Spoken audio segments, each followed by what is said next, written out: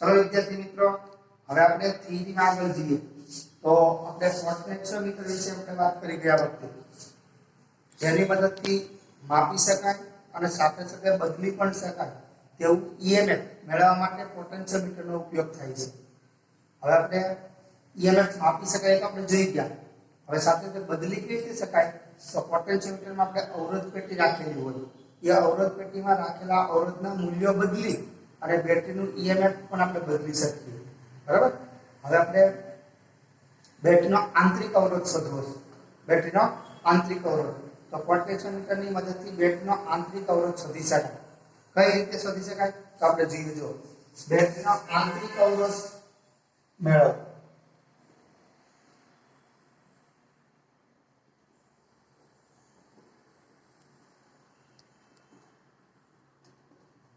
બરાબર?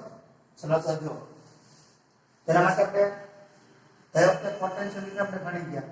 તો આ પોટેન્શિયોમીટરના તાર અને 3 લાઈન આપણે દોરી દઈએ. પછી આને આપણે જોઈન્ટ કરી દઈએ. બરાબર?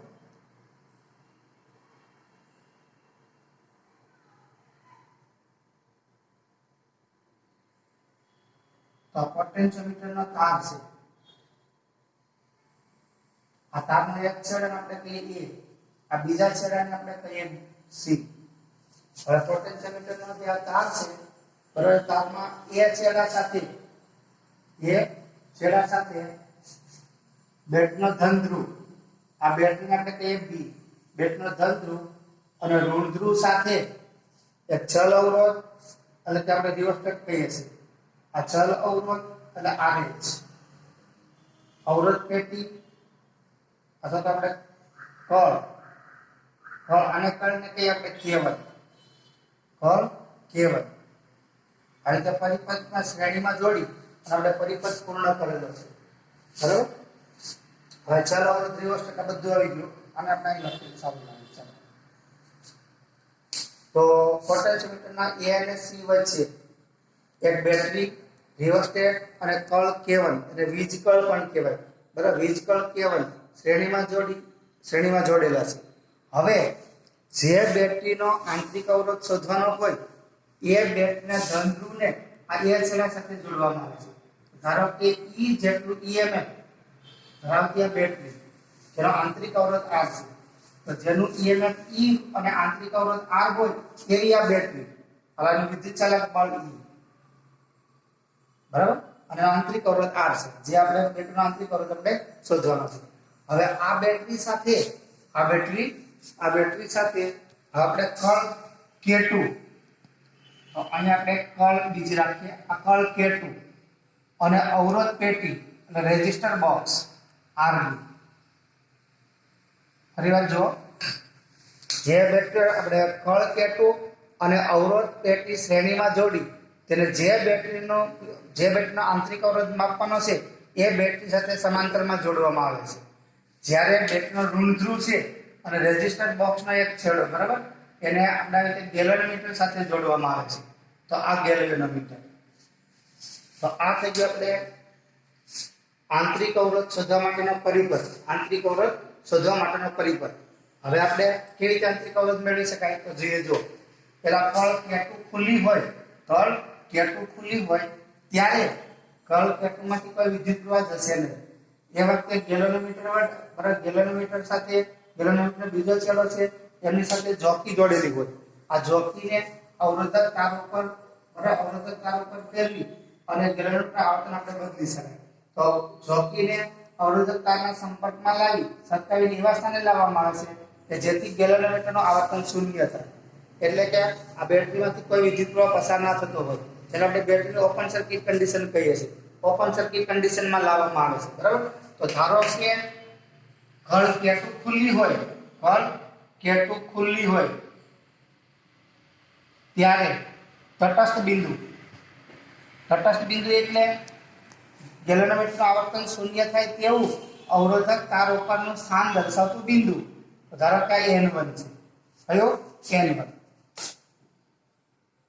તો હવે આપણે આગળ ભણી ગયા એ પ્રમાણે આટલો જે બંધ પરિપથ બન્યો, બરાબર, આ બંધ પરિપથ માટે જો અહીંથી આ પ્રમાણે આ તાર છે અહીં સુધીનો બરાબર. અને પછી આ ગેલરીમીટર આવી ગયું, આ કળ, આ બંધ પરિબળ. એના માટે આપણે કિર્ચોફના બીજા નિયમનો ઉપયોગ કરીએ તો આટલા ભાગ છે એની લંબાઈ આપણે કહીએ, ધારો કે an1 બરાબર l1 છે, તો આટલા ભાગનું સ્થિતિમાન છે બરાબર. એટલે વિદ્યુત ચાલક બળ E એ આપણને કેટલું મળશે? તો આપણે આ બંધ કરવા માટે કિર્ચોફના બીજા નિયમનો આપણે ઉપયોગ કર્યો પ્રમાણે એકમ લંબાઈ જે સ્થિતિમાન છે એને આપણે phi કહીએ છીએ. તો l1 લંબાઈનું સ્થિતિમાન કેટલું હોય? તો આપણે આટલો જે આવશે an1 એની આપણે સ્થિતિમાન એની લંબાઈ કેટલી છે? l1. તો એનું સ્થિતિમાન આપણને કેટલું મળશે? phi l1. તો phi l1 આને કહીએ પરિણામ નંબર 1.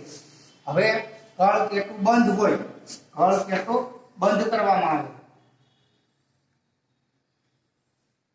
કળ કેટલું બંધ કરવામાં આવે છે ત્યારે હવે કળ કેટલું અને બેટરીમાંથી કળ કેટલું બંધ કરવામાં આવે તો આ અવરોધ છે, અવરોધ કેટલું બરાબર, એમાંથી અને બેટરીમાંથી વિદ્યુત પ્રવાહ પસાર થાય છે, બંનેમાંથી વિદ્યુત પ્રવાહ પસાર થાય છે. હવે એ વખતે આ ગેલેનોમીટરનું બરાબર સાથે જોડેલી જોકી છે એને અવરોધકતા ઉપર સરકારી એવા સ્થાને લાવવામાં આવે છે જેથી પાછું ગેલેનોમીટરનું આવર્તન શૂન્ય થાય. તો ધારો કે અવરોધક તાર ઉપરનું આવું સ્થાન આ n2 છે, કયું n2. હવે અહીં આપણે a થી કરી n2 સુધીના તારની લંબાઈ આ n2 સ્થાન છે, એ વખતે આપણે લંબાઈ કહીએ nl2, તો એને આપણે કહીએ l2. nn2 l2. હવે જોવા મળજો કળ કેટલું ખુલ્લી હતી ત્યારે બેટરીમાંથી કોઈ વિદ્યુત પ્રવાહ પસાર થતો ન હતો, જેને આપણે બેટરીની ઓપન સર્કિટ કન્ડિશન કહેવાય. બેટરી ઓપન સર્કિટ કન્ડિશન વખતે બરાબર બેટરીનો ટર્મિનલ વોલ્ટેજ અને વિદ્યુત ચાલક બળ જેટલો જ હોય. હવે કળ કેટલો આપણે બંધ કરીએ એટલે આ બેટરીમાંથી પ્રવાહ ખેંચાતો, બેટરીમાંથી પ્રવાહ પસાર થાય છે. હવે બેટરીમાંથી પ્રવાહ પસાર થતો હોય તો એ વખતેનો વિદ્યુત ચાલક બળ એ ટર્મિનલ વોલ્ટેજ જેટલું ના હોય બરાબર. તો કળ કેટલું બંધ કરવામાં આવે છે ત્યારે કળ કેટલોમાંથી અવરોધ પેટીમાંથી બરાબર વિદ્યુત પ્રવાહ પસાર થતો હોય છે. એટલે હવે અહીંયા આગળ E ના લખી શકાય. તો આવી સ્થિતિમાં આ બેટરીનો ટર્મિનલ વોલ્ટેજ ધારો કે V હોય, ટર્મિનલ વોલ્ટેજ V હોય, તો હવે આ બંધ પરિપથ છે આપણે આ a n2 g જે rb બરાબર આ બંધ પરિપથ, એ બંધ પરિપથ માટે આપણે કિર્ચોફનો બીજો નિયમ લાગુ પાડીએ તો આપણને આ જ પ્રમાણે આપણને સૂત્ર મળશે. આ જ પ્રમાણે આપણને સૂત્ર મળે બરાબર. phi l2 આને કહે સમીકરણ નંબર 2. હવે સમીકરણ 1 અને 2 નો ગુણોત્તર લઈએ. સમીકરણ 1 અને 2 નો ગુણોત્તર લઈએ આપણે. તો સમીકરણ 1 અને 2 નો ગુણોત્તર લઈએ તો આપણને આવું સૂત્ર મળશે પરિણામ 1 ભાગ્યા પરિણામ 2. તો E/V આ phi કેન્સલ થઈ જશે એટલે L1/L2. તો આ L1/L2 હવે આપણે જાણીએ છીએ E=IR, આવું આપણું સૂત્ર E=IR આ આપણું સૂત્ર છે.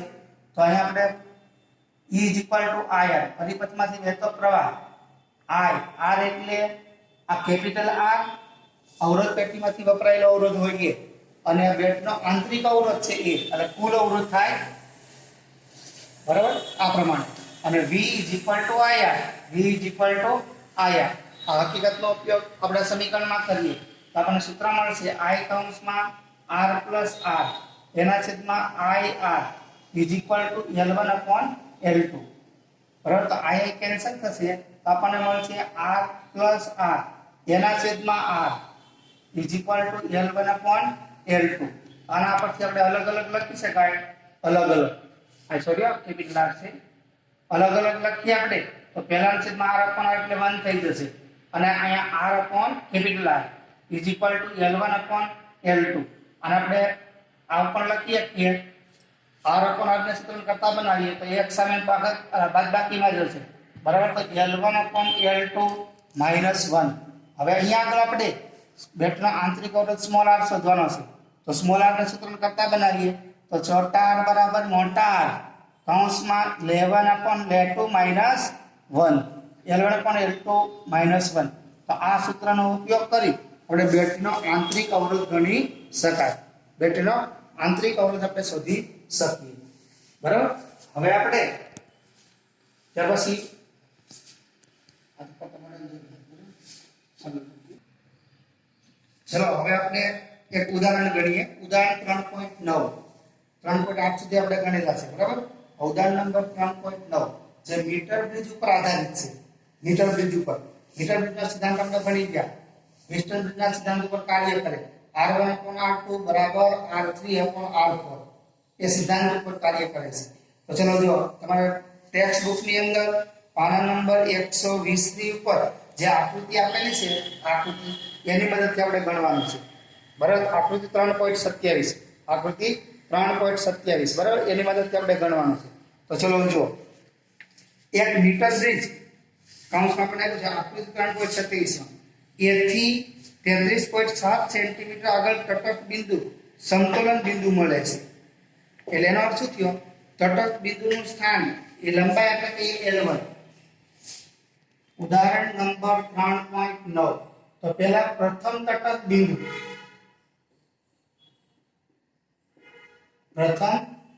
બિંદુ માટે આપણને L1 બરાબર આપણને છે 33.7 સેન્ટીમીટર આપણને મળે છે, બરાબર. તો બીજું તટસ્થ બિંદુ આપણે બીજી લંબાઈ આપણે આ એક અવરોધ થઈ ગયો. હવે બીજો અવરોધ આપણે લેવો હોય પહેલા તટસ્થ બિંદુ માટે તો આપણને ખબર છે 100 - L1 એટલે કે 100 - 33.7 એટલે આપણે બાદબાકી કરીએ.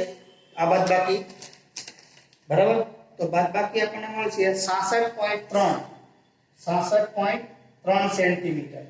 આ એક છે, બરાબર. હવે પછી આગળ જે આપણને આપ્યું છે એમાં જુઓ. હવે જો આ S ને સમાંતર 12 ઓહ્મનો અવરોધ જોડવામાં આવે તો સમતોલન બિંદુ આપણને 51.9 સેન્ટીમીટર આગળ મળે છે. તો R અને S ના મૂલ્યો શોધો. તો હવે બીજા તટસ્થ બિંદુ પણ આપણને આપેલું છે. તો બીજા તટસ્થ બિંદુ માટે L1 લંબાઈ છે એ આપણને આપી છે 51.9 સેન્ટીમીટર. તો બીજી લંબાઈ છે એટલે બીજો અવરોધ આપણા માટે આપણે 100 - L1 એટલે કે 100 - 51.9 બરાબર. 100 - 51.9 એટલે આપણને મળશે 51.9 આપણે એમાંથી બાદ કરી દઈએ, બરાબર. એટલે આપણને મળશે 48.1 એટલા 48.1 સેન્ટીમીટર, બરાબર. ચલો હવે જુઓ તો R અને S ના મૂલ્યો આપણે શોધવાના છે. R અને S ના મૂલ્યો તો R આપણે શોધવાનું અને S તો આપણે પહેલા સમતોલન બિંદુ માટેનો આપણે ઉપયોગ કરીએ તો પહેલો અવરોધ કયો? R. બીજો અવરોધ કયો? S. તો R/S is equal to L1/L2. L1/L2 આપણને મળે છે R/S is equal to આ L1 કેટલા છે? 33.7. આ કેટલા છે આપણે? 66.3. આને તો પરિણામ નંબર 1. એવી જ રીતે આમના માટે હવે અહીંયા આપણે સમજવાનું છે. હવે અહીંયા આ એકનો S અવરોધ હતો પણ અહીંયા S સાથે 12 ઓહ્મનો અવરોધ. ચલો S સાથે 12 ઓહ્મ નો અવરોધ સમાંતરમાં જોડતા પરિણામી અવરોધ એટલે આટલા ભાગનો પરિણામી અવરોધ બરાબર R' કહીએ તો R' બરાબર આપણને ખબર છે બે જ અવરોધ હોય સમાંતરમાં જોડેલા હોય તો ઉપર ગુણાકાર નીચે વત્તાકાર કહેવાય. ઉપર ગુણાકાર નીચે વત્તાકાર. તો S' કહીએ આપણે S ની જગ્યાએ. તો અહીંયા 12 ઓહ્મનો અવરોધ છે S અવરોધ એટલે 12 ગુણ્યા S એના છેદમાં 12 + S. તો હવે આમના માટે આપણે આવો નિયમ લાગુ પાડીએ તો ચલો એક અવરોધ L1, બીજો અવરોધ L2, ત્રીજો અવરોધ આપણો R છે અને ચોથો અવરોધ કયો થયો? S'. એટલે આપણે R1/R2 બરાબર R3/R4 એ જ પ્રમાણે આપણે વાપરી શકીએ, બરાબર.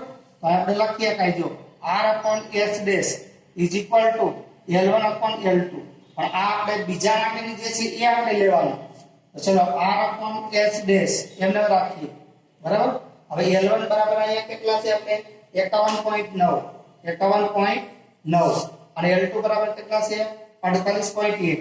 ધ્યાન રાખજો R ના છેદમાં S' એટલે આપણે આ મૂકવાના બરાબર 12 ગુણ્યા S એટલે કે 12S અને છેદમાં છે આપણે 12 + S એટલે ઉપર જશે 12 + એસ 5 નથી હો, એસ છે, ધ્યાન રાખવાનું. 51.9 એના છેદમાં 48.1. બરાબર. હવે આના પરથી આપણે આનું હવે સાદુરૂપ આપવાનું છે. આનું આપણે સાદુરૂપ આપવાનું છે. હવે તો જુઓ, આને આપણે આમ લખીએ કાંઈ, આને ચલો 12 + s એના છેદમાં 12 કૌંસમાં છે ને એ આપણે લખ્યું. હવે ગુણ્યા r/s. આવો આપણે શા માટે કરીએ છીએ? તો ચલો r/s નું મૂલ્ય આપણે જાણીએ છીએ પરિણામ નંબર 1 માં, એટલે ડાયરેક્ટ આપણે કિંમત મૂકી શકાય. બરાબર. = 51.9 છેદમાં 48.1. ચલો હવે અહીંથી આપણે આમ આગળ જઈએ. તો આમાંથી આપણે rs ની કિંમત મૂકી દો, અથવા તો આને ગુણાકારમાં લઈ જાઓ તો આ પ્રમાણે જો 12 + s એના છેદમાં 12 = 51.9 એના છેદમાં 48.1. હવે આ ભાગાકારમાં જશે પણ ગુણાકારમાં લખવું તો આપણે ઊંધું લખાય, s/r. હવે r/s નું મૂલ્ય કેટલું છે? આ આપણે ઉલટું લખવાનું. તો 51.9 ભાગ્યા 48.1 ગુણ્યા ઉલટું લખીએ તો 66.3 એના છેદમાં 33.7. બરાબર. આ 12 + s = અને એના છેદમાં 12. આટલા ભાગનું આપણે સાદુરૂપ આપીશું, એટલા ભાગનું. બરાબર. આમ તો આ જ ડાયરેક્ટ જવા દો ગુણાકારમાં. અહીં આગળ તો 12 + s ગુણ્યા 12 છેદમાં જે થાય. બરાબર. એટલે આટલામાં તમે સાદુરૂપ આપશો એટલે તમને જવાબ મળશે આટલા ભાગનો 25.47. 25.47. આપણે s જોઈએ છે તો s બરાબર 25.47. એમાંથી 12 બાદ કરી દો. 12 બાદ કરીએ એટલે આપણને મળશે 13.47. એટલા 13.47. અવરોધ છે, અવરોધનો એકમ ઓહ્મ. આ એક અવરોધ આપણને મળી ગયો s. હવે r નું મૂલ્ય શોધવું હોય તો સમીકરણ 1 ઉપરથી, હવે જો પરિણામ 1 ઉપરથી, બરાબર, અથવા પરિણામ 1 માં s ની કિંમત મૂકતા r/s છે, s ને અમે ગુણાકારમાં લઈ જઈશું. બરાબર. તો આપણે 33.7 ભાગ્યા 66.3 અને ગુણ્યા s એટલે આપણે મેળવીએ 13.47. હવે આટલાનો આપણે સાદુરૂપ આપીશું. આટલાનો સાદુરૂપ આપીએ એટલે 6.446 મળશે. બરાબર. આપણને જવાબ મળશે 6.846 ઓહ્મ. તો r બરાબર, આને તમે આમ પણ લખી શકો 6.85 ઓહ્મ, રાઉન્ડ ઓફ કરીએ એટલે. તો આમ આપણને બે અવરોધ માંગેલા હતા, r અને s, એના મૂલ્યો આપણને આ પ્રમાણે મળી શકે. બરાબર. કેટલી મિનિટ છે?